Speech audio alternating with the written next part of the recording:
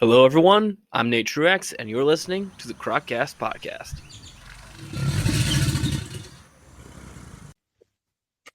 Hello, everyone. Welcome back to the Croccast Podcast. I'm your host, Nate, and today I'm joined by Rupert of Rupert's Reptiles. Rupert, welcome to the show.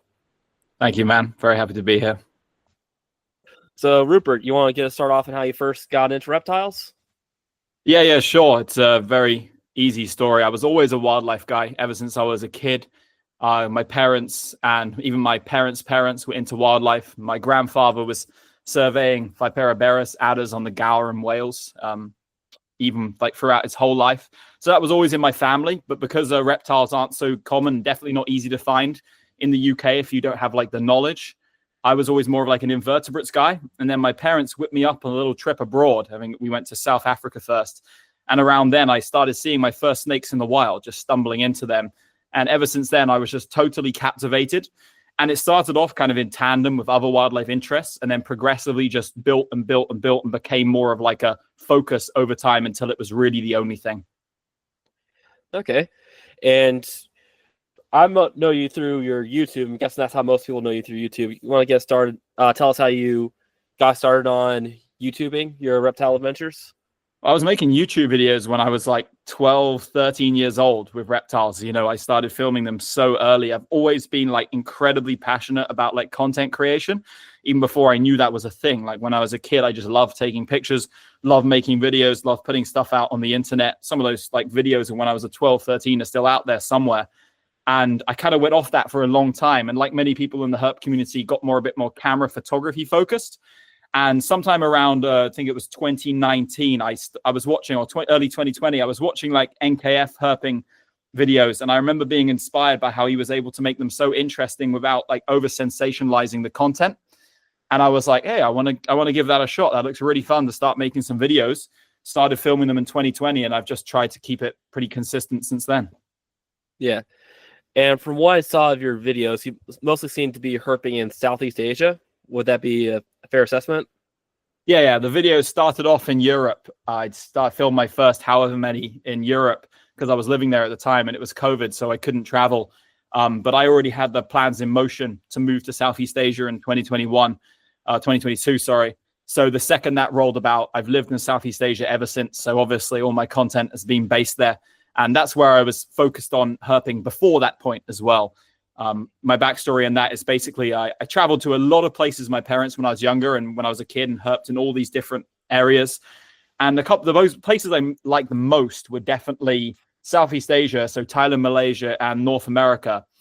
And I'd say just the species and snakes in Southeast Asia slightly outweighed the ones in North America in terms of their personal interest to me. Plus the fact that it's mainly, I guess, the fact that area is so undiscovered and so unexplored at the time. And I really got a real sense of like exploration and discovery, finding stuff there. And, you know, so often you'd find things, even when I was just a kid, and it would be like a range extension because there was so little data out there. And I kind of became addicted to that. And you know how it is. The more you get into something, the more you get into it from that point. And it was like Southeast Asia was what I always wanted to build on. And of course, we had our concept for Explore Herpetology. And that was what we did when we moved out to Southeast Asia in 2022. Yeah. You mentioned Explore Herpetology. You want to tell us what that is? Yeah, so Explore Herpetology is like kind of like a collective of herping experts. The main thing we do is provide herping expeditions, so tours, short and long form, primarily long form private trips and group expeditions focusing on Southeast Asia. So everywhere like Laos, Indonesia, Thailand, Malaysia, Borneo, all those places are on our calendar, as well as Philippines as well. Yeah, Philippines. And we just specialize in like high value, high quality herping expeditions, which with in all those different regions. That was the concept we originally had. We started it in Thailand because that was the area that me and the guys who started the company with knew the best. And since then, we've just worked incredibly hard, all based ourselves in Southeast Asia, and have tried to like branch out and hit as many different areas as possible in order to, you know, explore as many areas as we possibly can and find the best things. Okay. And what would you say, you mentioned Thailand is one you're most familiar with, but what would you say is your most popular destination in terms of bookings? Definitely Borneo, without a doubt. Like, I've always said this, that Thailand's the best country in Southeast Asia for herping. But the problem with Thailand is, you mentioned Thailand and people associate Thailand with ladyboys and sex tourism and things like that. Whereas you mentioned Borneo, people immediately associate Borneo with like wildlife. Like orangutans. Yeah. Orangutans. People think wildlife, they think jungle. So there's a real like allure for people growing up in the West when it comes to Borneo. Like there's such a, like this area has a lot of clout and a lot of like mythos when it comes to its. So those trips do really well. Not to mention that the quality in Borneo is just through the roof. Like while the experience there is a little bit more controlled than some of our other expeditions in terms of like, it's all kind of operated within national parks and private areas where we have to have like rangers with us and specific staff. And there's only limited like trail areas you can access. The quality there is just absolutely ridiculous on every trip. Yeah. I might actually be going to Malaysian Borneo next August. So sounds good, man. Yeah. I have a friend over there who's a Temistima researcher. So he invited me out there. So looking forward to doing that. That will be really, really good. Yeah, just hit me up if you need any spots or some advice. I might do that, because what I might do is fly into Kuala Lumpur first and maybe take a day or two trying to herp around there. So I don't know. Yeah. I don't know how good the herping is around Kuala Lumpur. So that's where I'm based out of. That's where I live for most of the year, is Kuala Lumpur. Okay. And the herping is pretty good. Like we can find, there's maybe like, I think there's like there's more than 80 species of snake recorded from the city itself. Wow. So it's pretty diverse, actually. Yeah, we find a red-headed crate just on the edge of town, right by my house. Oh, yeah, I saw that on your Instagram story a few weeks ago, right? Yeah. I mean, it's also a redhead crate. Yeah. We found a lot of like crazy stuff. You know, a lot of people herp around KL. There's a few other like very experienced herpers who spend time there. It's an amazing place. Like the city's just crazy. You get there and like basically from everywhere on the, let's say, the eastern and northern part of the city, you can just see hills and forests all around. Like where I live on the eastern part, like literally is just the city on one side, and the other side of my house just jungle as far as the eye can see. There's huge mountain ranges going off. So pretty much all the species, including mammals like leopard and stuff, can just be found on the edge of the city. So it's a pretty cool place. Yeah. And well, I'm a sucker for the basics thing, so I would really love to see one of those Malaysian peninsular king cobras, bungarus, because aren't those the largest species of king cobras? Yeah. Ophiophagus bungarus is the largest recorded species. Southern Thailand, a lot of like very, very large individuals come from southern Thailand. And but I wouldn't consider that so much a simple target. I consider that a very, very challenging target. I'd say Ophiophagus bungarus in Borneo or the mainland, so southern Thailand, Peninsula Malaysia, or Sumatra, like incredibly difficult snake to target. It's not that it's necessarily rare, but it's just so secretive, so elusive, and very, very difficult to find compared to some of the other species of king cobra. Okay. What has been your experience? Well, you mentioned that they're difficult to find, but what's your experience with the other species of Ophiophagus? Well, I've never seen any except the like two ones that occur in the mainland of Southeast Asia. So Hana and Bungarus. I think I've seen them like equal amount of times. I think I've seen them like 5 times each. Maybe I've seen Bungarus 6 times. I'd have to count it up, which I'm not going to do now. Which isn't that many considering how long I've been herping out here in the region. I would put that down to the areas that I go the most. I think a lot of the places I've spent the most time herping haven't been the best for finding king cobra per se. And obviously we mostly herp at night. Like we very heavily search at night, at least in yesteryear. Recently we've been getting a few more king cobra observations because we do a lot more in the daytime. But yeah, I've seen them each a few times. I've been to Philippines where the other species occur. Yet to see them so far. You know, there's like there's the Salvatana, which is the North Philippine one. And right now there's one in the southern part of the Philippines, which we just call Ophiophagus CF bungarus or Ophiophagus spa, because that one looks totally different to bungarus and it wasn't surveyed. It wasn't like sampled at all for the paper. So there's a very high chance that's another like undescribed one down there as well. Yeah. That's one of my biggest targets for sure. We're going to the Philippines, Mindanao in January. And trust me, that one is right up there at the top of the agenda. Yeah. So I'm kind of a crocodilian guy myself. Southeast Asia has kind of an underappreciated diversity of crocodilians. You obviously have well, muggers are more South Asia, but you have the Siamensis, which I know can be like hen's teeth finding those. Aforementioned Temista, Salties, and then Philippine crocs. Yeah. How many of those have you seen in the wild? Zero. Not even Not a Salties? croc guy. I'm not a croc guy. No, I'm not a croc guy at all, actually. I think Tomastoma is amazing. I think that croc is really, really cool. But I am first and foremost a snake guy, and all my pursuits are really like snakes and lizards first and foremost. And crocs. Something that won't drag into the water and eat you. It's not just that. It's also that a lot of these crocs are like highly protected out here. You can't just like go and wrangle them in the field. Like there are spots, and some of the guys in our team have been to the places where you can see Siamensis, and they've got pictures of those. But of course, in those areas, they're like strictly protected. You can't go near them or disturb them.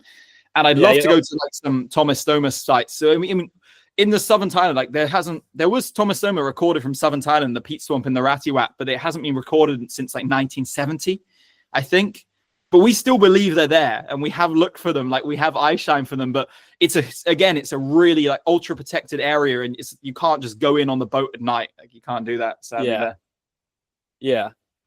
Okay. So I believe they're there. I don't think they're extinct. I think they're still there. The locals say they're still there. So. Well, local knowledge is usually the best knowledge, right?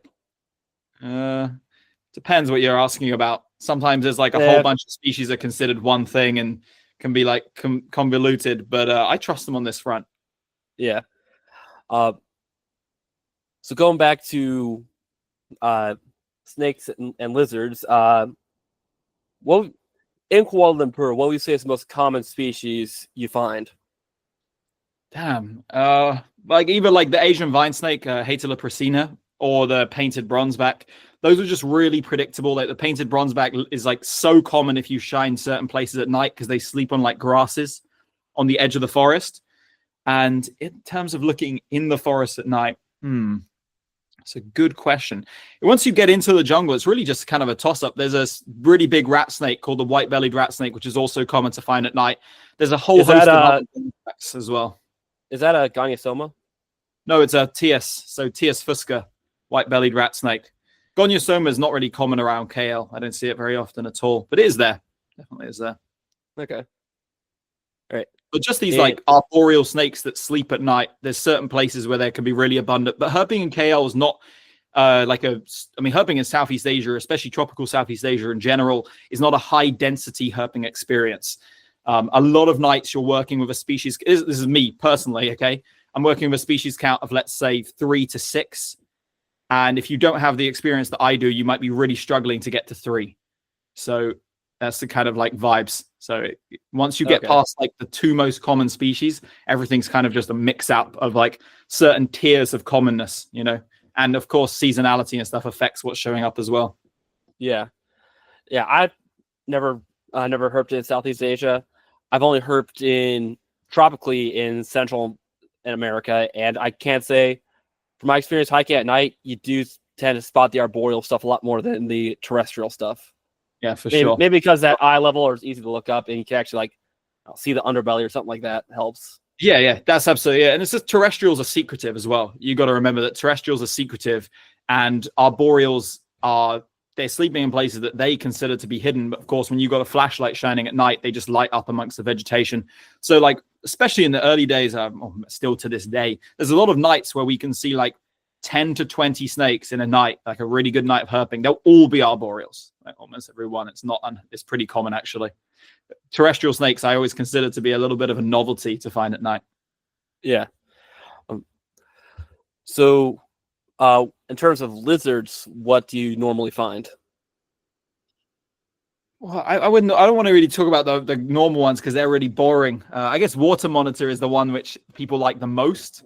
Like when I bring people out who are new to Southeast Asia and we find a big monitor lizard like sleeping at night or active in the daytime, that's always like really fun. Clouded monitor as well. Varanus nebulosus are kind of like 2 of my personal favorites. But like lizard diversity in Southeast Asia is not super high, and especially in like any given area. and especially in like slightly degraded forests. Like there's not too many lizard species living in the average like mid to mid-level quality forest, because you have like most forests in Southeast Asia, I guess applies most of the world. Most forests are logged, right? Or at least selectively logged. And there's a lot of regrowth. There's a lot of like secondary forests. There's a lot of selectively logged forests. And it's only really when you get to the primary forest that the real like good lizards start showing up, or the high quality selectively logged forests, which are in really more remote areas. And that's where you can find like incredible stuff like Gonocephalus abboti, which is like this huge helmeted agamid lizard, which can be bright green or red. And there's like a Dumerill's monitor, the roughneck monitor, two of my favorites. I'm not, again, like Crocs, I'm not a huge like monitor fanatic, but those two rare monitors, Dumerilli and roughneck rudicollis, are some of my favorite lizards to find in the wild. And I don't mind getting hands-on with them. Yeah. It's interesting you mentioned how you almost need a pristine habitat to get that boost in lizard diversity. I guess lizards are a lot more susceptible to the loss of like microhabitats and habitat diversity than some snakes are. Yeah, it's quite interesting. I couldn't tell you the specific science of it. Just some of the best lizards, they tend to prefer the more remote or high quality forest areas. Whereas like the selectively logged forests in Southeast Asia, they have the vast majority of the serpentine diversity within them. Like there's not much of a drop off. There's only a few very, very specific species which don't live in selectively logged forests, like snake wise. The number one being like the Sumatran pit viper, which is like, I don't know if you're familiar with that one. Not particularly. Is that a Trimerosaurus? Yeah, Trimerosaurus sumatranus. It's this giant, like the females are from the mainland, they're like black and green, spotted like all over. Okay. And the ones from Borneo are like black and yellow, spotted. Okay, that's like, yeah. That's one of my like absolute favorite species, and one of the reasons I like that one so much is because it's so incredibly rare. I mean, we were looking at its like historical distribution compared to like what we know its distribution to be now based on like civilian records and Herpa records, and that species in the mainland, like mainland Southeast Asia, has had like a 95% like habitat like or range reduction. We're talking due to like selectively logging, and because it's a snake and they're incredibly difficult to find in the first place, difficult to survey, it just gets completely ignored. It now only occurs in a couple tiny fragmented pockets, basically, which are hard to get into, or they're on the edge of extinction, basically, in most of these areas. That's like the main snake, which I think is the most impacted by like habitat destruction. It seems like if you take the big trees out of the forest and it gets dehumidified in any way, because when you selectively logged forest, they only take the biggest, most valuable trees, and a lot of larger trees remain. But once you take those most valuable dipterocarp trees, it just leads to a loss of like understory humidity, and that loss of understory humidity seems to lead to like respiratory issues. That's the theory, which causes this species to gradually die out if it's like in those forests for a long time after. Oh, so this is a species that is very sensitive to humidity levels then. Yeah, incredibly sensitive. There's only one place now today in the mainland of Southeast Asia where it has like an even relatively strong population. And that is without a doubt the highest quality forest I have ever been to. Every step you take in the jungle there's a giant tree. Some parts of it are logged, but the majority of the area is untouched. And that's good enough. If there's like a mixture of like selectively logged places, they were selectively logged like 100 years ago as well, so it's like they had a long time to regrow, and then there's huge sections which have never been touched by a tractor or anything like that, then they seem to survive there well. But that's it. Other than that one protected area, they're basically just hanging on in a few areas in Peninsula Malaysia which are still being logged to this day. So okay, and this is what we say that's like an arboreal or semi-arboreal species. Yeah, it's like a typical Dromaeosaurus. So it lives most of its life arboreally, but it hunts really low to the ground. So generally, more like an understory species. Yeah, but they'll often be ambushing with that. Say this is the ground here. Their head will be like here, basically. And sometimes they sit on like roots in the ground. And we got pictures of them like sitting on low logs. They're generally like close to the low vegetation. And every now and again, they crawl up above head height and like coil up in the canopy. They're like a low understory species for sure. Okay. Interesting. And what would say has been is in your experience was the largest threat to the herp diversity in Southeast Asia? And I understand if you say logging right off the bat. Yeah, it's got to be habitat destruction. I think that's the number one threat to just species worldwide. Whatever group you want to talk about, there's a huge difference between. There's many different threats to species. You know, roadkill, over collection, poaching for whatever means, depending on what area in the world you're looking at, disturbance, whatnot. All those things they can recover from. A species can't recover if its habitat's gone and turned into a parking lot, or turned into a plantation. Like from that point onwards, there's no coming back. And that's why I think that's the number one issue very clearly, because once the habitat's gone, once you chop those big trees down, which are like hundreds and hundreds of years old, the way that the forest grows back afterwards makes those kind of trees almost very, very difficult to grow back from that point. So it's almost like, it's almost impossible to regenerate to the quality that it once was. Yeah. Yeah, it takes a long time for those forests. And correct me if I'm wrong here, but doesn't Southeast Asia have the oldest tropical forest in the world? I believe so.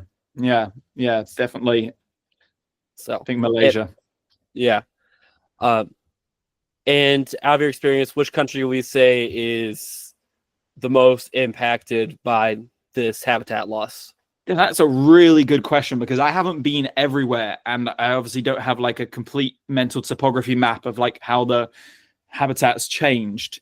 Yeah, I wasn't saying you were an expert geocacher player or something like that, but I'm pretty good at that. But I think I'd like to say certain parts of Indonesia are probably, unless I'm missing something. Oh no, Vietnam as well Vietnam has had a lot of habitat loss. They still got some large areas of primary forest though, I think, remaining in Vietnam.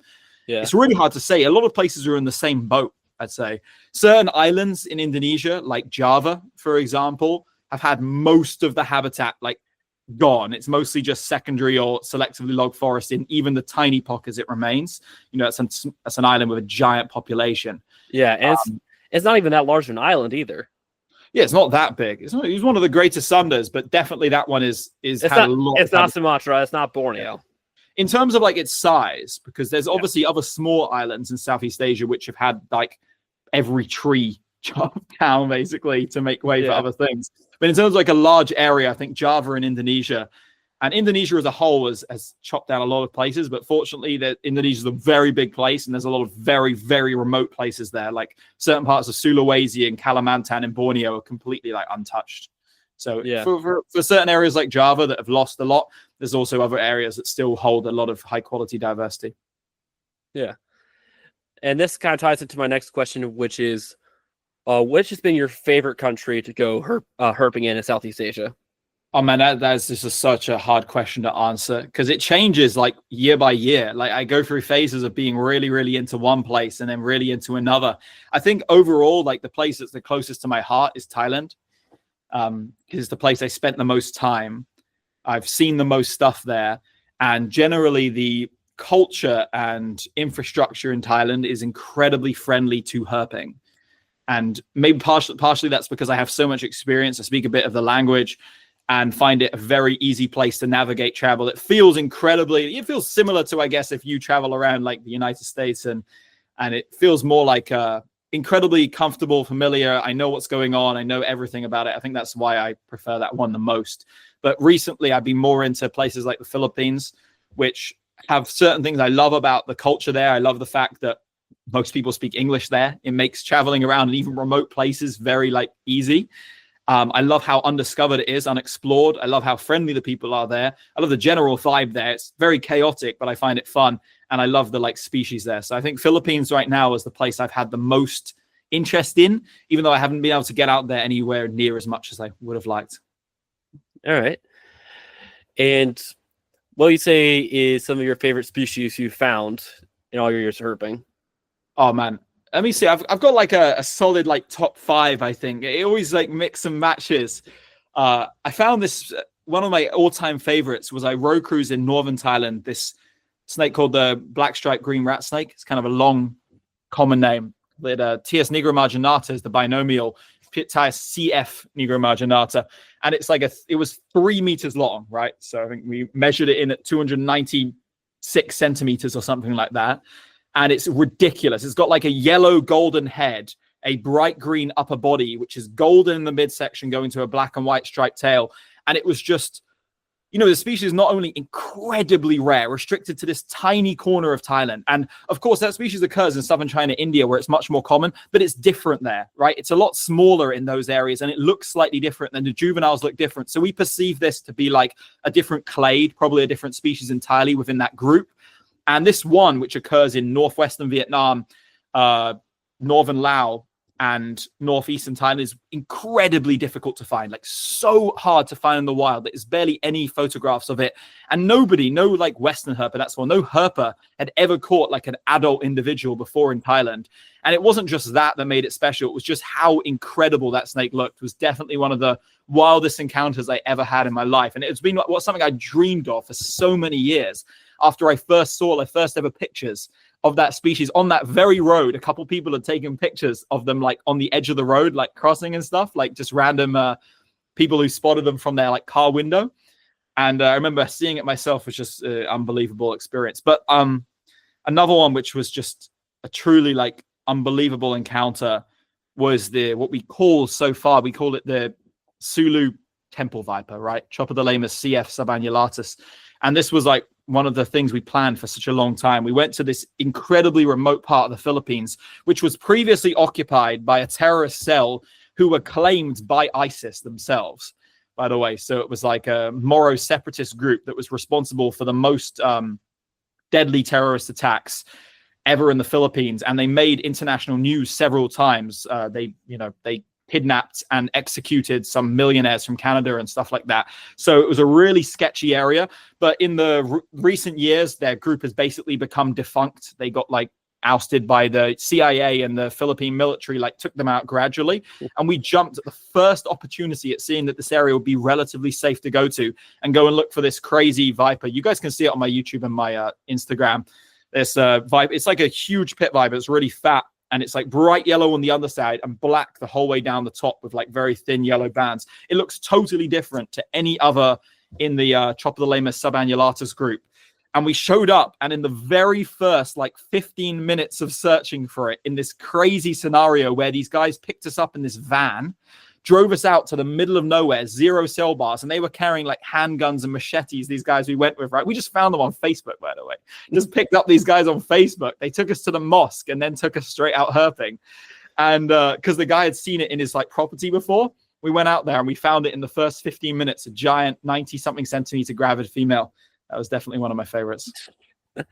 Oh, man, that's got to be quite the herping trip. It's like, well, got our target 15 minutes in, wrap it up. We can't talk. Yeah, that was actually what we did. We were actually just like, yeah, let's wrap it up. We spent a while with the snake. Like we did a few like measurements and whatnot. And we took all our photos, and we did like, there was like 20 guys there, like local guys, a lot of them like farm workers, and some of them from the like, I don't know how to describe this, these guys. I don't really know how to describe them. They like do community stuff there in this island of Tawi Tawi, and they're like community leaders. These are the people that we found that like took us out. They're like Islamic Muslim community leaders. And we like spent ages like talking to them about the snake and whatnot, and like educating them about that thing. And then after that, we just were like, all right, let's go. And then made those guys take us, get some food, and just hung out like for the rest of the time in the island. Yeah. That was one of the craziest trips I ever did, because like we were told like, do not go there. Like everybody was like, it's too dangerous. It's too dangerous. Like you can't go there. Like white people do not go to this area. Like you're going to be an easy target. But we did a lot of like, well, I didn't say I did a lot of research. Keith did a lot of research. I was the complete opposite. I didn't want to do any research because I didn't want to scare myself off going. That was the thing. I didn't want to read about any kidnappings or any horrific things. I was like, I just want to focus on the mission. I don't want to have any of that crap clouding my mind. And when we finished the trip, I was like, okay, now I'm going to read the articles. And I read these like giant, like really in-depth stories about the history of that area. And some of the stuff they did to some people they kidnapped was absolutely horrendous. And if I'd have read that before I went, man, I'm telling you, I would have had second thoughts. No doubt about it. Oh, as the old saying goes, ignorance is bliss. Yeah, I was really running that meta. That was exactly my thinking beforehand. I was like, I don't want to be spooked at all. I just want to focus. You don't want to be so jumpy that you leap 10 feet in the air when someone says hi to you.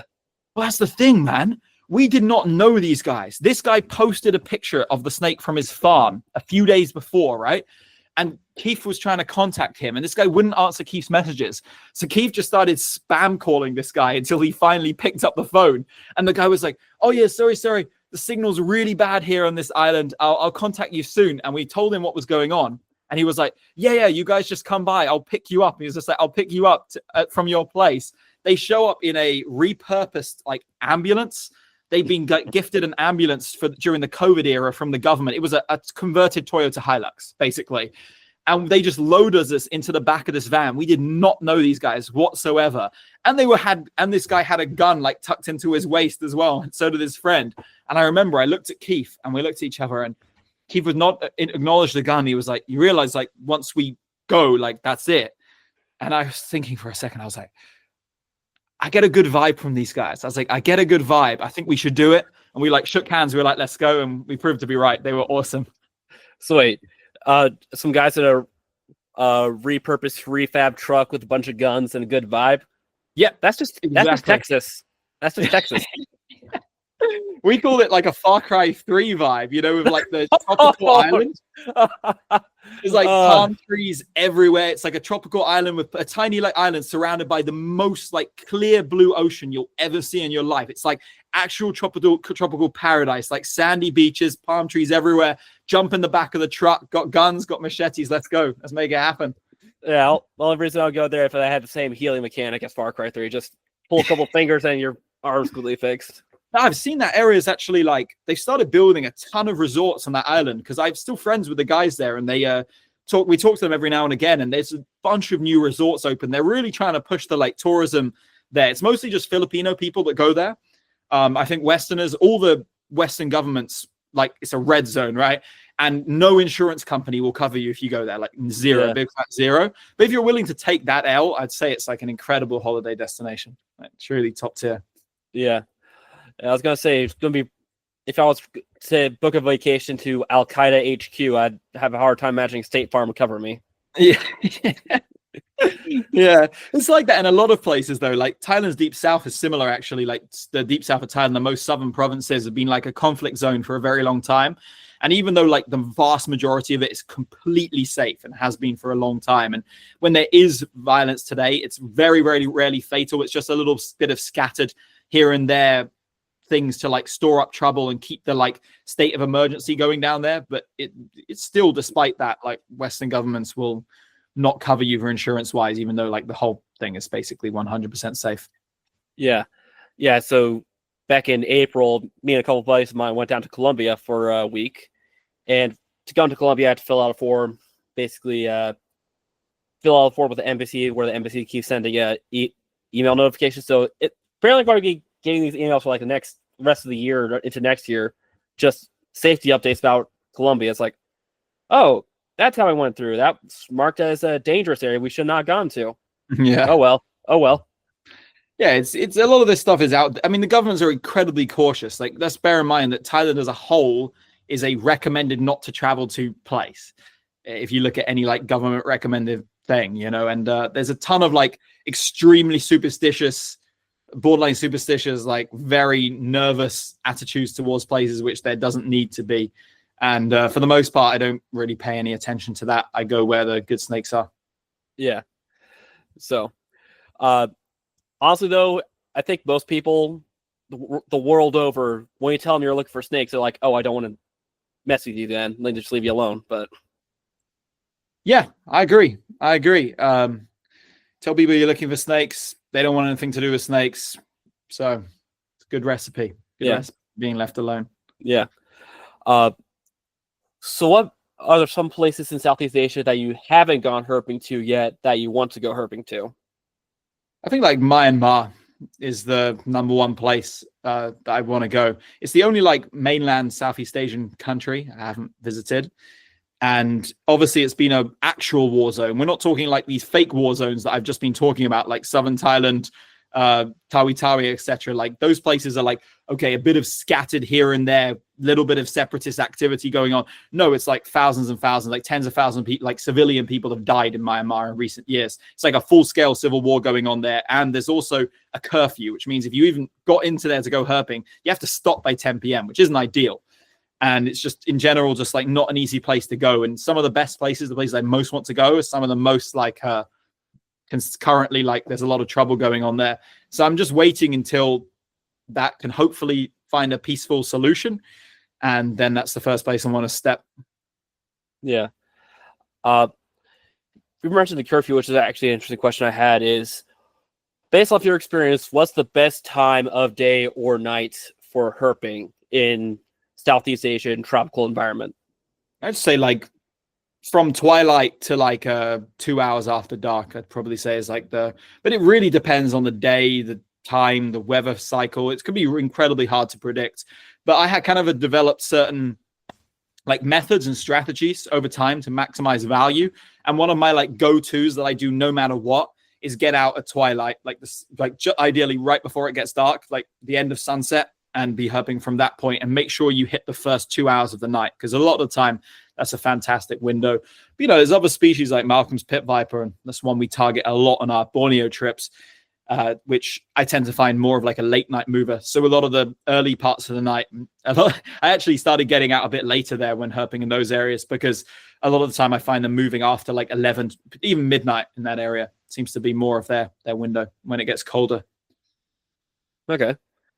And daytime is mostly just lizard, maybe some large lizards you see or something like that. Not much movement during the daytime. There's a lot of snake movement. It's just very hard to find it. It's very hard to cross paths with it, because, you know, the diurnals are incredibly hard to find in the daytime because you don't have the advantage of shining them with a flashlight, and plus they're not coiled up, they're moving around. A lot of them I think go higher in the trees or go into like really dense areas, and a lot of diurnals are terrestrial as well. Like the diurnals which are moving around in places like on the ground are just as secretive as the ones that are at night. So finding snakes in the daytime in Southeast Asia, I don't know if you've tried in South America. Have you been looking for snakes in the daytime in South America? A little bit, pretty much no success. So yeah, it's more or less like that. There's certain areas where we've developed like strategies or found places, and definitely the weather makes a huge impact. So if it's like a really overcast day and there's like good UV coming through the clouds, or not too much UV, maybe let's say, but it's like a thick, low cloud level and everything's like diffused, that is like get out on the road and start cruising right now, because those days you only get them a few times per year, and you will find snakes on the road in the daytime if you go out in those conditions. Like we did a trip just a couple of weeks ago in Peninsula Malaysia with some clients from the US, and we had one single day when the weather was like that, and we got out cruising. We got king cobra, Goniosoma oxycephalum, and a kukri snake all in the daytime on the road, which is crazy, by the way. That's like, it's like one of the best days. And we found a cave racer like sitting on the edge just outside a cave in like a window. So a four snake species day in Southeast Asia, I've only done that a couple times in my life, by the way. So that's the kind of thing you can make happen if you have that kind of weather. Yeah. And that brings to my second question is, what would you say is your preferred balance between hiking and road cruising? Really just depends on the area. Depends on my mood. In northern Thailand, you're talking a 90-10 in favor of road cruising, I think. Like road cruising is just so much better for finding the high value, like the species you really want to encounter, like what we call the showstopper species. Whereas in the south, I'd probably be talking like a 60-40 or 70-30 in favor of hiking in the more tropical areas. In Borneo, I'd be doing a 90-10 in favor of hiking, like 90% hiking, 10% road cruising. It's not necessarily because of the productivity of the road cruising. It's more like the quality of the roads. So in Borneo, where we are, we do a bit of road cruising there, but the roads aren't that good for cruising, and hiking tends to turn up our targets much more often. Whereas in northern Thailand, it's like an Indochina, a lot of parts of Indochina, like southern China, North Vietnam, places like that, like road cruising definitely is a good meta in the areas where it's possible. Yeah. Oh, so you say like the more northern parts of Indochina have better road infrastructure?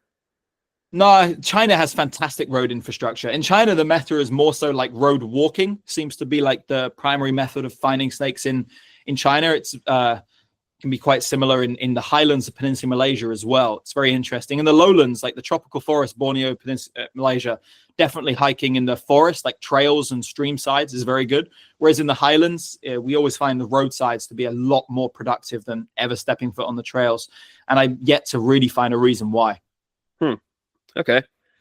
So outside of Southeast Asia, what are some other places you have gone herping around the world? Not many places, honestly. In terms of like being an adult who is conscious of what herping is and can apply myself properly, I think only Europe. This is really the only place I've been. I've been to a few places in Europe. I have herped in Australia and the United States, but I was like an actual kid and like an actual child. I was like 13 years old, like just turned 14 when I was in the US. So I was just tagging along with my parents, like flipping logs and trash whenever I could. I'd love to get out to a lot more places. Like I have so many plans of places I want to go. Like I really want to go back to the US and do another trip there. I have so many friends, you know, in the US and people I could say hi to there and places I'd like to go. I like the vibe there. I like the fact there's a lot of road cruising. I like the Sky Islands in Arizona. I really want to go there. I love the southeast of the US, like North Florida, Georgia, that kind of area. I love the vibe there. I just love to go. Same as South America as well, just because it's similar to Southeast Asia, like in terms of the environment, but like every single thing would be a lifer except like green iguana. Well, hell, you could get those in Miami. Yeah, you get those a lot of places. Yeah, you get those in Southeast Asia. Yeah, you go to Miami, you get your Southeast Asian, your African, your Latin American herp lifers all in one. Yeah, it's crazy. It was a good time. Okay. Have you ever gone to? I know Southeast Asia, kind of stereotypical question, but have you ever gone to Komodo? No. Like I said, I'm not that I don't like the stuff that you could find there, but just generally my modus operandi in recent years has been to try to go to places which aren't as frequently traveled by other herpers. So I'm trying to like push the boundaries and push the envelope in terms of like the more remote places you can go, the rarer things that we can find. So it's not that I don't want to go there. It's just I have very limited time that I can do those kind of non-work trips, you know, like personal stuff. Yeah. In terms of, and then on those kind of trips, I want to hit some like real targets, some crazy stuff. You know, I want to try and look for some things which haven't been seen in God knows how many years or never been discovered yet. So that's the kind of thing we're on these days. And have you ever done any herping in, say, the Lesser Sunda Islands? So Sulawesi and east of there. I've been to Bali, but I had dengue fever while I was there, so I didn't get to do much herping. So that's the only Lesser Sunda I've been to. I was supposed to do a lot more stuff there. At the time, this is a long time ago, by the way. This is like 10 years now, almost 10 years, just a teenager then. But I did some herping there. But yeah, I prefer the Greater Sundas and Northern and Indochina, just because like there's so much insane diversity there, and like whereas the Lesser Sundas don't tend to have too much like diversity. You know, it's just there's a few cool endemics. I want to go to the Moluccas, if you know those islands. Yeah, east of Sulawesi. It's like the kind of bridge between Southeast Asian fauna and Australian fauna. Yeah, that would be cool. I say that because I'm a big scrub python fan, so I always want to see wild scrub pythons. Yeah. There's a Halmahera python. My friend saw that just really recently, actually. We were hanging out in Sulawesi and then he went there afterwards and saw that. I was pretty jealous. I'm not even a big python fan, but that species has not been seen many times and I like that. Yeah. I want to see Boland's python. Boland's, oh yeah. Yeah, I know a guy who's seen him a couple times in Highlands of New Guinea. Well, the guy, did he do research there?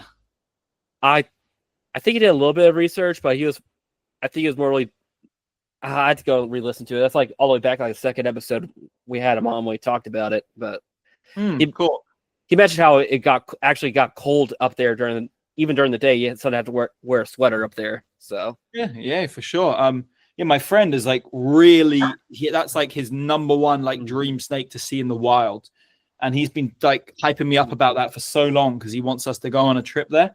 Personally, like I'm not a super into that idea. One, that area is insanely dangerous and just so I don't know what way to describe that without coming across as offensive. It's just like, it's a crazy place, man. It's like really, really like remote. We're talking like full on tribal control of all the different areas. Everything that's not tribal control is military zones you can't enter. It's just like the level of danger there is ridiculous. Like people are still regularly kidnapped and held to ransom to this day.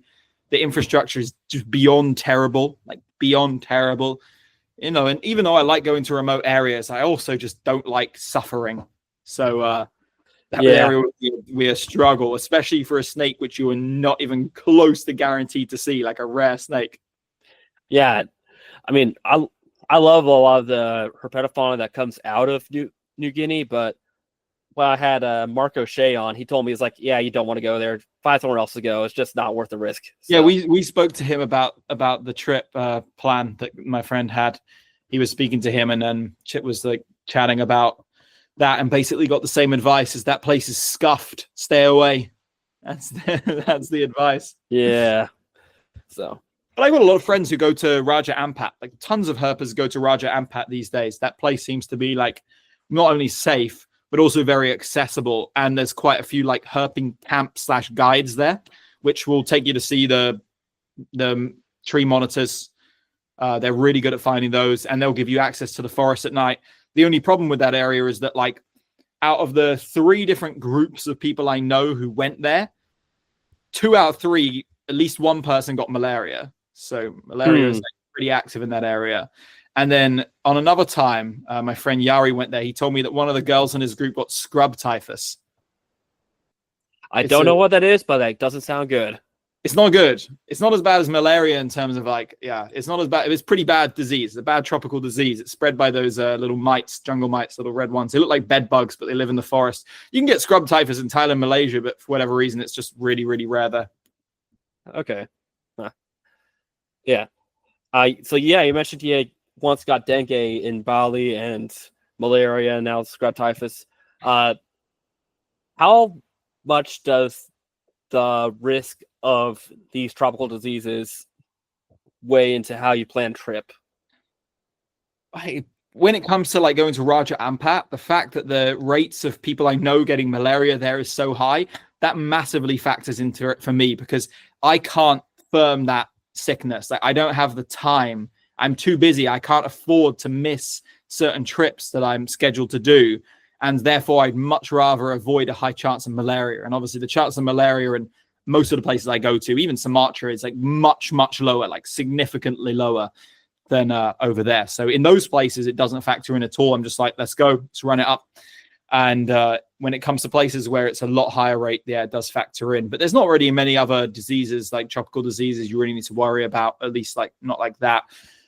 Scrub typhus is super rare. It's just don't get bitten by ticks, like protect yourself, or those mites, just protect yourself, protect your ankles with some like rubber boots and tucked in trousers and socks. That'll do pretty well. What's the one? Leptospirosis, you know, the blood disease, which is transmitted through like rat poop in water. Yeah, I wasn't planning on drinking much dirty water anyway, so. It's not drinking, it's just don't like walk in the water with like your bare feet and open wounds on your feet, like no cuts. Yeah. I've never had that. I don't think I'm ever going to get that, because usually I don't ever do that, you know. So yeah, I have like stagnant water. Yeah, I have a pair of like knee-high waterproof boots that I wear when I'm going tropics, so hopefully that'll keep me safe. Yeah. Those will be great. Okay. And okay. What's species that you most want to see in the wild? I think like my dream snake to see in the wild is probably the like Mangshan pit viper. That's a solid one right there. Because I'm a huge pit viper fan. I love the Protobothrops genus, especially like the more like rocky landscape dwelling, like larger ones. And it's just an incredible species living in an incredible area. But it's not my number one right now. My number one right now is without a doubt it's called the Omkoi lancehead. It's another Protobothrops species, Protobothrops kelamohu. I would consider it probably the rarest viper in the whole world in terms of how many people have been looking for it, the quality of people who've been looking for it, and the total amount that have ever been seen, which currently stands as the total number of Protobophops calamohu found by herpers, like people going out to look for the snakes, like researchers, people like me who are like semi-hobbyists, semi-researchers, stands at one. One juvenile, and the rest of the type series was collected by local people who were trained to catch them by the snake research team in Thailand. And I've been there 4 times looking for that species, and I have seen a DOR, but that one's it's always the DORs you find. Yeah, man, and that species does not show up DOR very often ever, by the way. So seeing a DOR is a kind of L you can't recover from. And on all the rest of the chips, not a trace, not a smidgen of that species. The habitat's so degraded in that part of the country. Like, I think it's just clinging on in like a few karstic areas hidden away in the jungle. Ultra seasonal, incredibly cryptic. You can just tell by the way it's built that it spends most of its life hiding in rock crevices. Not to mention it's closely related to the new species that we discovered in Laos, like very close. It's a sister species, very closely related to that, which we know spends all its time hiding in like rock crevices. So it's like similar to that one, except at least on the Thai side of the border, we don't know if it's found in Myanmar, but we suspect it may be. On the Thai side, where the only place it's known from, there's very little good habitat. There's very, very, very little good habitat there. And I think that contributes massively to why it's so rare. Yeah. That's my number one. That's my number one for sure. Protobophops calamohu. It's been my number one. It's the last like Thai endemic or Thai native, like big, showy, cool, special species that I haven't seen. Yeah. That actually, you mentioned the species you found, and kind of had a little bit of a blow up on social media a few weeks back about sample collection and all that. You want to talk about that? What do you want to know? Yeah, I collect snakes for science. Yeah, I'm not gonna pretend otherwise. I don't do it very often. I only do it if it's a highly like scientifically valuable specimen, and I only do it if I have the connections in the country who can provide the relevant permits, or it's a place where I have them for already. But yeah, I have no problem with collecting for science, and I do it so sporadically. It's not like I go around collecting every new record I find, which, by the way, that's the basis of pretty much the whole of North America's incredibly well-documented and researched herpetofauna. It was all done off the back of the collection of thousands, hundreds of thousands of specimens. And Southeast Asia is a very long way back. There's very little specimens existing from Southeast Asia. And if you ask a real scientist, someone who's not me, they'll tell you that you need to be collecting way more, that we need as much like valuable specimens as possible. Of course, there's some people who bring up a really valuable point, is that you don't need like living holotypes anymore because you can create digital holotypes, but the technology to do that just doesn't exist in Southeast Asia. You know, ZSL, like the guys from London Zoo can do that in Vietnam because they have the technology to do so and the personnel. It's just not realistic, not possible for us out there. And we have to work within the confines that we have, and we work within the frameworks of those countries. So when we collected the Protobophoros flavirostris in Laos, we're doing it with the Lao team under their way of working in their country, and that's the way it's done. Okay. It's not like I can just be like, hold on a second, guys. Let's do this in a way that you can't even like get through the paperwork in your country, you know? Yeah. Yeah. I'm not a fan of collecting. I'm not a big fan. I don't like collect. I'm a wild snakes person. That's why I'm not a researcher, even though I have a degree in biology, and I would obviously, that when I was younger, I thought that would be more my path, but I'm definitely a wild. I like to look at snakes in the wild. I like to photograph snakes in the wild, and I like to release snakes afterwards. Yeah. It's just, and you made a good point that we do need samples for stuff, and it did really strike me as it seemed like more bleeding hearts that were complaining about you actually taking a sample than people who actually had a firm understanding of how science works. I get it. I do get it. Like, I get why people would be upset over that, for sure. They've just got to understand that there is a vision to it being beneficial for the long-term future of that species. And a lot of people they're like, what if it was the last one? What if it's the last one? It's like, don't worry, it's not the last one. Yeah. And well, if it's the last one, then it was gone anyway. If it's the last one, well, shoot, sugar is not going to live much longer. May as well actually have it preserved for posterity. Hey, we got the DNA now. We can clone it one day. Yeah. That's a whole other can of beans, a can of worms, but yeah, I'm not into cloning. I don't think that's a realistic future for snake conservation right now. Yeah. But I was also curious about the species you found. Do you want to talk a little bit about that particular species? Yeah, of course. Yeah, we just touched on it now. I've kind of been over this a few times in detail, but if anyone hasn't like watched those videos or seen those reels, I'll just quickly recap it now. So the species wasn't like discovered for the first time by me in terms of I wasn't the first person to see it. Like the vast majority of species which are discovered in Southeast Asia, they were originally spotted by a local person who posted a picture online, a tourist, someone who happened to stumble upon the species, just took a picture of a snake, threw it on the internet, like, what's this? They have no idea what it is. And we saw it get posted online, and people were like, oh, it's a 3-horn scale pit viper, Protovolpus sivasorum.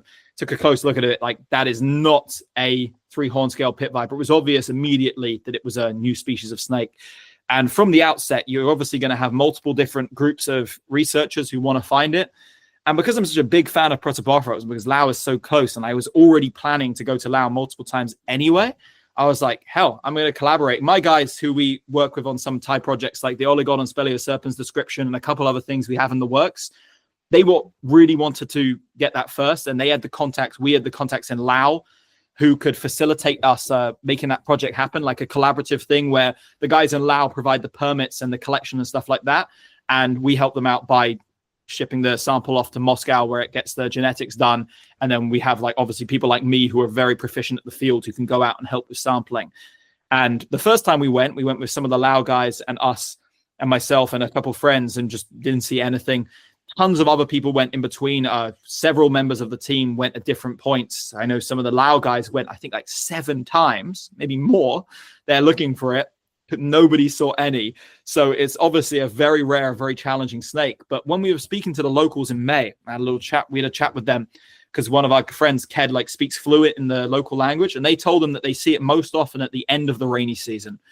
And I had a month off because I'd been guiding tours like crazy in 2024. I had a month off and I was like, I'm heading to Laos and I'm finding that snake no matter what. And the very, very first night I went out into the field, it just showed up on a rock and that was it. We searched with the Lao guys 4 more nights after that. Nothing. Knowing the exact spot. Yeah. Just stumbled across a female on a rock. When I spotted that, I was seriously, I didn't mention that in my review of the best things I ever seen earlier because I knew this would come up later. But that was probably the best moment I ever had, the best feeling. Like I cannot compare it to anything else. Like something like that that's so mythical and so meaningful, and to find a new species, let alone a new species of pit viper, let alone a new species of Protobothrops, which is like my favorite genus of snake, is just something I could never have dreamed of. And the fact that we were able to make that dream come to life with the help of the team and publish that paper, and I got to write it as well, was just incredible. Yeah, it was really like a experience I will never forget. Definitely the pinnacle of my time in herping so far. Yeah. Okay, I'm gonna be honest. I'm actually kind of blanking on questions at the moment. Is there anything else you would like to talk about?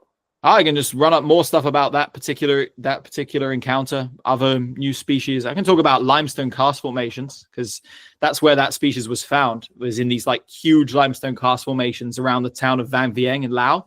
All the other pictures that existed of it were from inside caves. But we checked so many caves, never found an individual. And the local people told us they don't really see it inside caves. So I think because that area is such a popular caving destination, there was a bias whereby because hundreds of tourists go into those caves every day, on the rare occasions where one of those snakes strayed into the cave, it was like almost guaranteed to be spotted and flipped. Because the kind of tourists that go inside caves, those are the kind of people that wouldn't be afraid of taking a picture of a snake and putting it on the internet. And that turned out to be true. Whereas when it came to actually sampling for the species, I was a strong believer that we had a better chance searching along the karst habitat and looking at it in the rocks, and that turned out to be true in the end. And that's been the case for a lot of species, like the new kukri snakes we got from Thailand. We found Oligodon cicadophagus, which was described by a different group of herpers, but we found it before.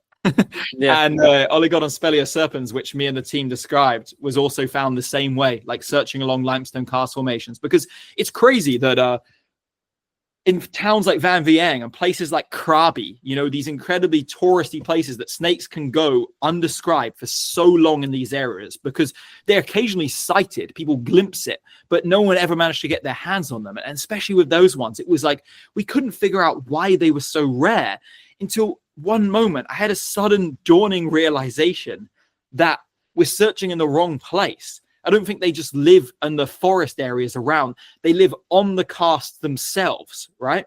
So then we dedicated the time to looking inside caves and these steep like cliffs. And that's how we found them, inside caves and literally climbing on these sheer rock. And they spend their whole life in the crevices of these steep rock walls. And that's how these species like the pit viper in Van Vieng and like the oligodon in southern Thailand can be in such well-traveled areas and go undiscovered despite, you know, there was researchers doing massive surveys for reptiles in Van Vieng City like 10 plus years ago.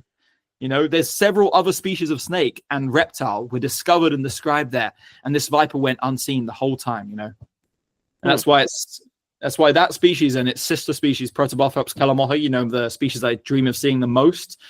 Something about those two just makes them incredibly, incredibly rare. Two of the rarest vipers in the world, for sure. No doubt about it. Yeah. What are some other very rare species you've had the privilege of seeing? Let me think. Because I've seen some great stuff that I can't talk about yet because it's being like worked on in like research papers, which I can't speak of. Yeah, don't want to taint the paper before it's even published. Yeah, exactly. Let me think. I think the South Philippine temple viper, Tropodlemus philippensis, which I don't think is that rare, but for whatever reason, it's almost basically never been seen by herpers in the wild before. And I was able to find it like super easily on my first attempt. Again, going to like a sketchy area where you're like not supposed to travel to. But that species was just incredible. Like a really small Tropodlemus with the teal blue coloration and the like dragon-like scales on the head. That was a favorite of mine. I've seen a ton of like really, really rare tiny snakes as well, like here and there about the way. But I'm trying to think of ones which are a bit more interesting. Ones that pop on the Instagram page a little bit more. Yeah, exactly. I mean, I the ones I like to see the most is those like tiny, rare ones, especially the ones where I've spent like 10 plus years in their habitat. Like just on the recent trip I did in Malaysia, we road cruised the species Gongailosoma longicow, the long-tailed ground snake. I've been herping in areas where this snake lives for more than 10 years. Consecutively herping in their habitat time and time again. And like only after that long did I finally get a live one on the road. And that just shows you how crazy the biodiversity is in Southeast Asia when, you know, there's species that can avoid you for so long. And I want to speak briefly on the species which I haven't seen, which is like, there's a couple in Southeast Asia which are so mythical. Their status amongst herpers is like on a whole nother level. And it's this one, it's called Xenolaphus ellipsifer. People call it the oscillated brown snake. We sometimes call it the river rat snake for short because it's this aquatic rat snake that grows to 3 meters long. And it's like crazy looking. It's got like a reddish golden brown, like kind of reddish brown head. And then a reticulated python, like similar to reticulated python pattern on the body. And it's huge. And this snake has basically never been seen by a herper, despite the fact it occurs in so many places which are frequented so often, gets some of the most herp traffic in Southeast Asia. You know, every now and again, a tourist or a local posts one online, like they stumble across it either on the road, in a drainage ditch, in the forest. But it's one of those species that for whatever reason, herpers just cannot get their hands on. Like all the like guys who are like me, the really sweaty guys who want to like get all the rarest stuff first, who want to find these things. It's like no one can find this snake. And same with the, you know, the royal tree snake. You've probably seen that one post on Instagram. Goniosoma margaritatum. Now, ridiculous rat snake that's like yellow, blue, crazy combination of like colors. That's another one which has no justification for being as rare as it is, given it has a wide range. Occurs in Peninsular Malaysia and Borneo, and it's just, only a few semi-herpers have ever encountered that one. Yeah. It's almost like those Greek myths where someone tries to avoid their fate and in doing so brings it upon themselves, but more like the inverse of that. It's like, I try so hard, but the snake knows it. The snake only goes for the casuals. Yeah, Yeah, I mean, those species just blow my mind in terms of how rare they can be. But mark my words, I will find both of those. I will. Ideally this year or next what was year. that? What was that river rat snake again? The Xenolaphus ellipsifer, the ocellated brown snake. Yeah, you should run up a picture of that. It's a crazy looking snake. ocellated rat snake. Yeah, ocellated brown snake. Brown snake. Gotcha. Yeah. So.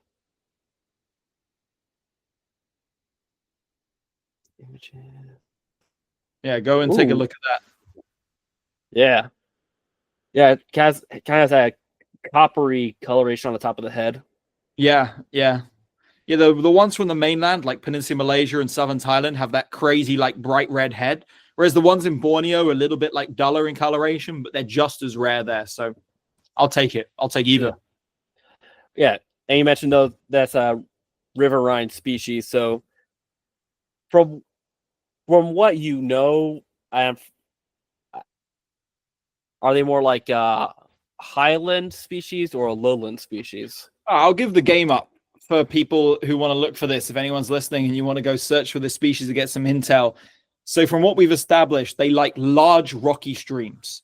So that's a big reason why they're not encountered often by herpers, because herpers tend to search around smaller streams, smaller, slower flowing streams, ones which are easier to walk along. These like fast flowing, rocky, deeper rivers, especially with really steep valleys in really remote areas. And you can find them from like, I'd say the peak elevation is probably like 300 to 1,000 meters, but they've been seen at 1,300 and something meters in Mount Kinabalu in Borneo on the Lawagu Trail inside the national park. I think it was about 1,360 meters that record was from. So from lower submontane forest to lowlands, they're found in the lowlands of Brunei. I've seen a picture from there. So a huge habitat range. I'd say most common in the mid hills, and you want to go to some real remote valleys. But they don't seem to be too bothered by habitat destruction in terms of that. I've seen some records from Borneo from places where it's all secondary forest, like no primary forest at all, and a lot of like farmland nearby. But it has to be places with minimal disturbance by the looks of things, like quite remote areas of not many humans around, and definitely steep valleys of big rivers, and they hunt fish in the rivers. Okay. So there was just a picture posted of one in our Facebook, because we run a Snakes in Malaysia Facebook ID group. Some random just posted a picture of one of those from Perak in Peninsula Malaysia, like just 1 week ago. First time we ever had a record of that species in our group, and it was just sitting in a waterfall in a huge river, and a huge waterfall just sitting in the water with its head raised. Yeah, that's a mythical encounter. I'm telling you, I'm going to put some real work into turning that one up in the near future. Yeah, but yeah, you mentioned how its habitat kind of selects it away from most herpers looking for it. Just because it's like the place most herpers don't go is where you've got to like put two and two together a lot of the time. That's what it came down to when it came to finding those new species that we got in Thailand and Laos. Was about like thinking, why hasn't this species been found before? Why is it so difficult to find? And then addressing it from there. And there's always a reason, right? Especially when it comes to species which aren't just like 24/7 fossorial dwellers, right? So one like this, which has no reason to be not seen as often because of how big it is, it's going to occur in places where people don't go. So all you've got to look at is where people don't go, and then put all the records together and create kind of a tapestry of knowledge based off that. And it's the same with the royal tree snake as well, Goniosoma margaritatum. That species is without a doubt a high canopy dweller, which is outcompeted by oxy in most of its range, and prefers like really high quality remote primary rainforest where oxy maybe is not as abundant. Yeah. So it's like one is going to be a high canopy dweller that's in these deep rainforest areas where it doesn't have to compete as much with Goniosoma oxycephalum. And the other is going to be in these really remote rocky streams where people can't walk around because the boulders are too big, the water's too deep. There's always a reason when it comes to these kind of things. But for some like blind snakes and stuff like that, it's just like this snake spends all its life underground. You're screwed, man. Yeah. Don't even try. Yeah. With the blind snake, can we say it's kind of the same principle that applies to shield-tail snakes? Yeah. Yeah, but blind snakes, I see it even more like fossorial than shield-tails. You know, shield-tails, they eat earthworms, right? And they spend a lot of time beneath leaf litter, but they do come out on the surface quite often. And but whereas blind snakes, they eat like termite larvae, ant larvae, So they're like subterranean the majority of the time. So there's like very limited windows where they come above ground for whatever reason, where you might have a chance of getting them. And that's why like blind snakes are always some of those ones that have been seen like once, twice ever in their history. And that's a pain in the ass to track down. Yeah, honestly, mostly, I'm guessing most of the time it's because when people like digging up something in their yard or something like that, just like, oh, that worm looks a little different than normal. If you can dig it up in your yard, it's not that rare. Okay. It's, yeah. It's the deep jungle dwelling species, which are the ones which are always going to be like just so incredibly rare. There's some species which are just like ghosts. You know, there's a species called Oligodon jinkatunai or jintakunai. It's a kukri snake from southern Thailand. One specimen ever collected from an ambiguous location in Krabi, never seen again, you know. Not even a blind snake. That's a terrestrial snake. So yeah, we've got our theories as to where that one lives, but because it's always about trying to figure out if it hasn't been seen, why is it? Is it extinct? No. Is it 24/7 for surreal? No. Then where are people not looking? That's where you're going to find it. Yeah. Man, there's got to be so many just hidden species that people probably never know about, just never know about, especially like deep undisturbed habitat fossorial species that we'll never know anything about. I reckon there's tons of species left to be discovered in Southeast Asia. I mean, with the amount of ground that humans cover, and especially the adoption of smartphones and social media, I'd say the amount of undiscovered stuff is dropping off a cliff real quick, because like everything has been posted once. Everything has been bumped into once. There's always hikers who there's like mountaineer guides, hiking guides, locals who spend their entire lives going in and out of the forest. And they've seen a lot of this stuff that's undiscovered. And when they're walking around with smartphones, at some point, someone's going to snap a picture of it and it's going to be out there on the internet. But I still consider those things to be undiscovered, at least until someone in the scientific community or herp world gets their hands on it. Yeah. So, out of curiosity, what's been your experience with boiga? Oh, I've seen a lot of boiga, a huge amount of boiga. If you asking about like their venom or ecology, whichever one you want to talk about. A lot of people have this like we get people coming out to Southeast Asia and they're always asking, what's the venom on these like? Because like boiga are quite well known to be rear fang venomous species.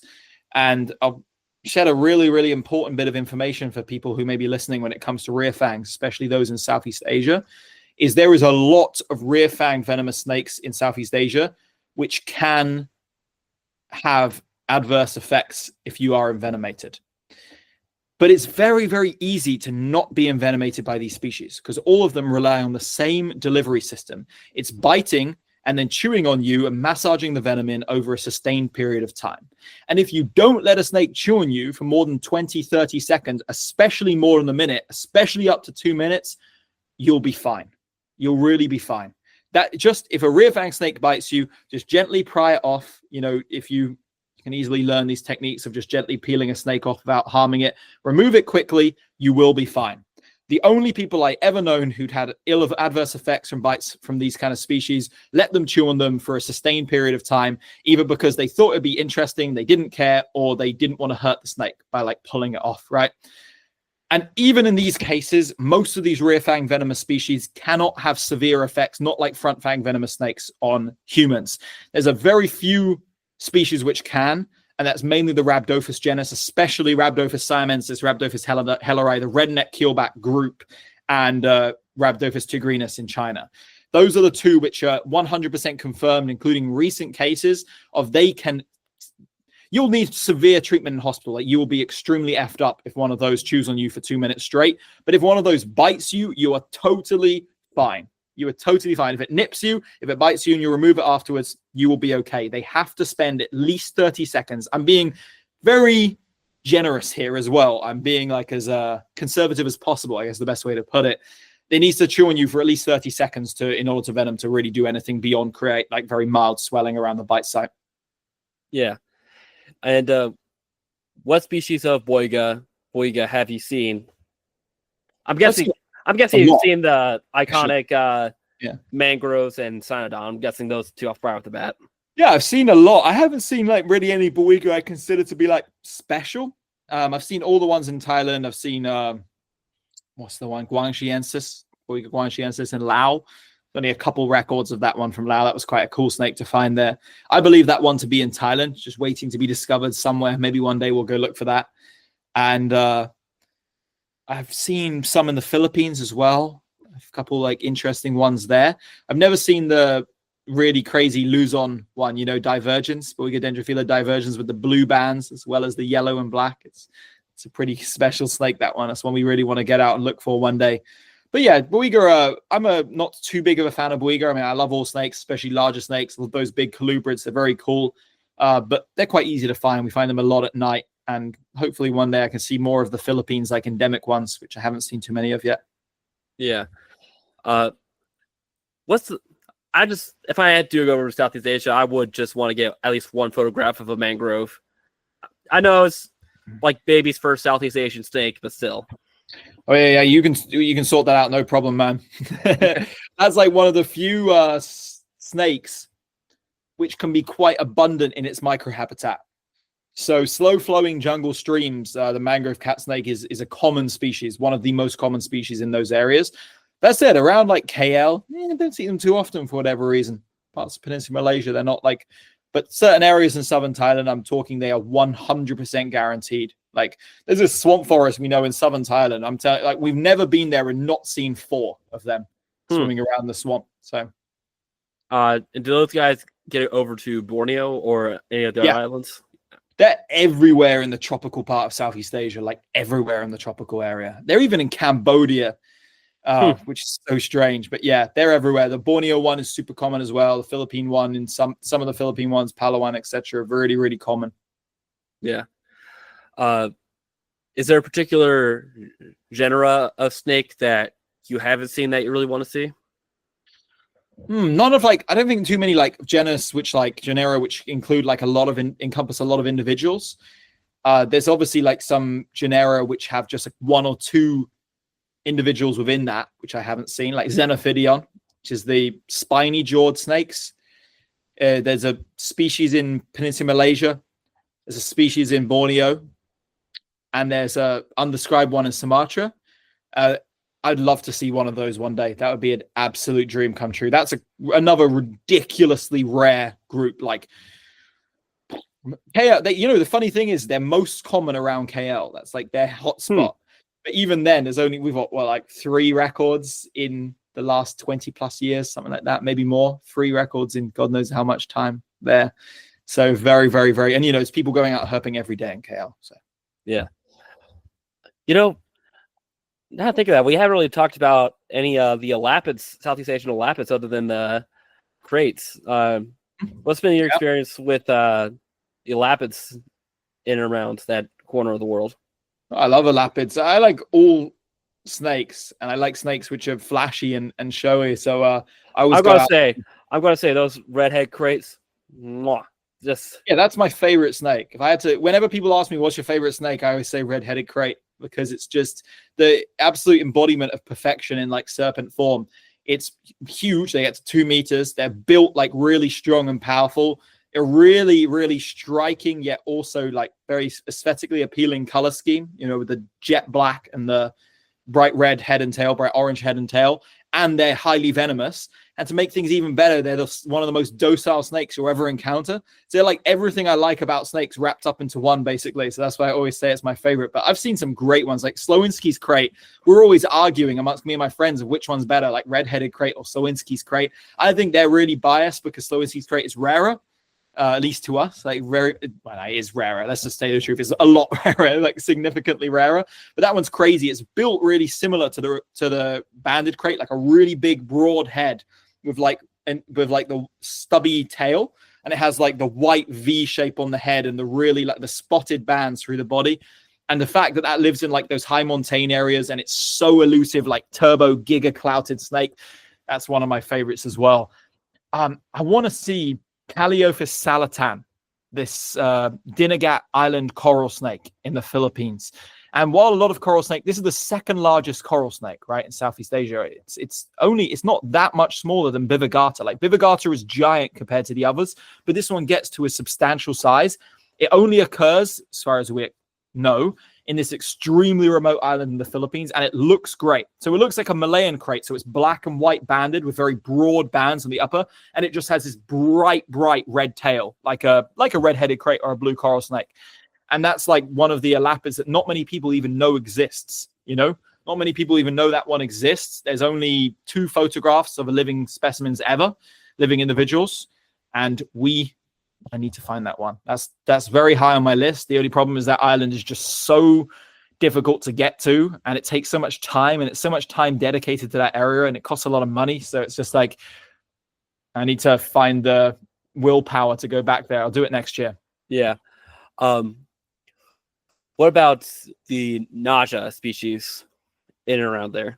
Yeah, there's a lot of cool Naja. I'm not a huge fan of cobras. They're very like generic snakes to me. And you know, they're incredibly popular, and most of them are pretty common. But that doesn't mean I don't like finding them. I think catching a cobra is one of the most exciting things that you can have happen at any time while you're herping. It's a cobra. They hood up. They make loud noises at you. It's just absolute greatness, isn't it? It's excitement. Yeah. I had a lot of like good fortune with cobras recently. Caught a few big Sumatran cobras, special ones in Peninsular Malaysia. I've seen a lot of cobra species actually in Southeast Asia. Yeah, I've seen most of them, in fact. I think I'm just missing Naja philippensis, the North Philippine one. I think I've seen like every single other species of cobra now. I saw Samarensis in January, which, you're familiar with that one, the black and gold one. Samarensis, maybe. Yeah, type that in, Naja Samarensis. Look that up. That's a special snake, I'm telling you. Samar cobra? Yeah. Ooh, that is pretty. Yeah, we're doing an expedition like targeting that one for Explore Herpetology in January to Davao, because they're actually really common in the city. And if you know the right places to look, you can almost guarantee to turn them up, and they are stunning.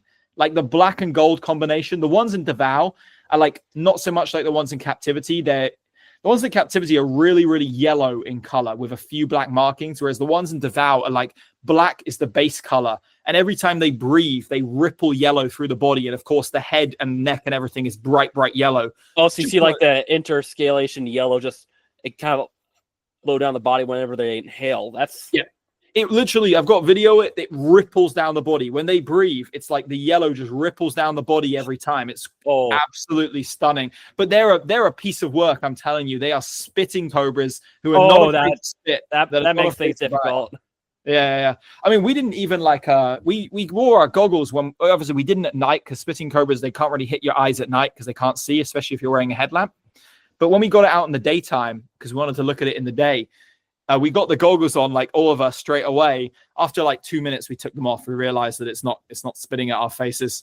It's just too distracted by our boots and the camera lenses and stuff like that. Yeah. Wow, a cobra species that has its own theme song too. The spitting cobras in Southeast Asia, for the most part, are pretty lame, like in terms of their spitting ability. There's a little bit of like discussion. Some people have said that some Samar cobra localities are insanely good at spitting compared to others. Our friend is like, his Facebook is like Mindanao Herping Honza. He's like a guy who lives in the Philippines, like a guy. I'm going to look him up right now. So yeah, Herping Honza. He claims that the ones from Davao, like the locality that we go to, are the worst spitters of all of them. And other localities where he catches them quite a lot, he says they can hit you right in the eye from those areas. And so I wouldn't like generalize too much. For the most part, the spitters I encounter in Southeast Asia are not very accurate whatsoever, and only really big ones who are very like alert and can identify your eyes in the daytime. They're the only ones you really need to worry about. Okay. Yeah. I remember something I was going to ask about the rear fangs, but I don't know if they're even really venomous, but kukri snakes, that's something I probably don't want to get bitten by. Nah, I'm more scared of those than I am like most other snakes in Southeast Asia, man. The little ones I don't mind too much, but some of the big ones like Purpurascens, the purple kukri, the fasciolatus, I think it's small banded kukri is a common name, and some of the other like larger ones from Southeast Asia, they are genuinely scary. Like I've seen people drip blood. Like Keith got bitten by one while he was trying to like grab it behind the neck. This guy was covered the road in blood. I'm talking like the road was absolutely drenched. We had to wrap his hand up like crazy. Oh man. But I'm telling you, there's other snakes in Southeast Asia you need to watch out for as well. This is going to blow your mind, but there's this huge genus. We call them reed snakes. So these tiny little worm-like snakes called Calamaria is the genus, right? Calamaria is the genus name. And those guys are specialized. They have specialized teeth made for tearing apart earthworms, right?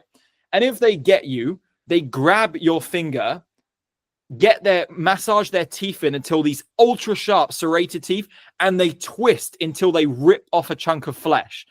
And I have been torn up so badly by these that I was like literally again. I remember I caught it on the road when we started herping, got bitten by it on the road.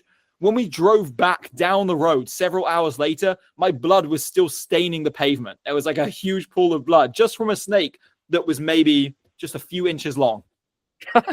Dang. Just a few inches long. Even in Southeast Asia, even the garter snakes have lethal equipment.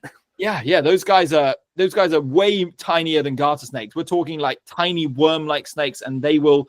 So many people have fallen victim. Like everyone in Southeast Asia who herps regularly will tell you a story of when they let their guard down. And one of my snake bags that I bring around is actually stained with blood, and it's from a calamaria, a different species of calamaria as well. And you said this thing basically tears apart earthworms, right? Yeah. It will if it can't fit the earthworm like inside its whole body, it just rips off like whatever chunk it can fit. It just grabs it, twists, rips off the part of the earthworm, eats it. Yeah.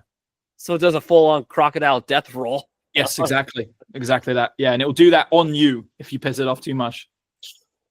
Thanks. There's one in Borneo where we go. It's called Calamaria heleniusi. Helenius is reed snake. That one has the sharpest. He's got cookery snake teeth because one time it didn't even bite me. All it did was it like tried to bite me as I like pulled my hand away, scratched down my finger, just sliced me right open like a cookery snake, just as razor sharp, like huge teeth in its mouth.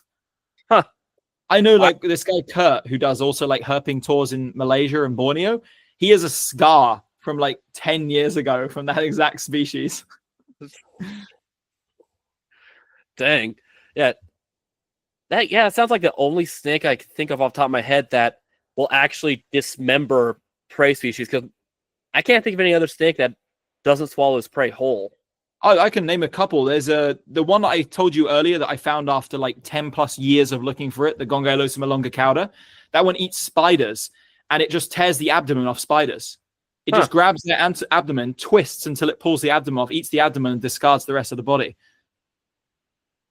Wow.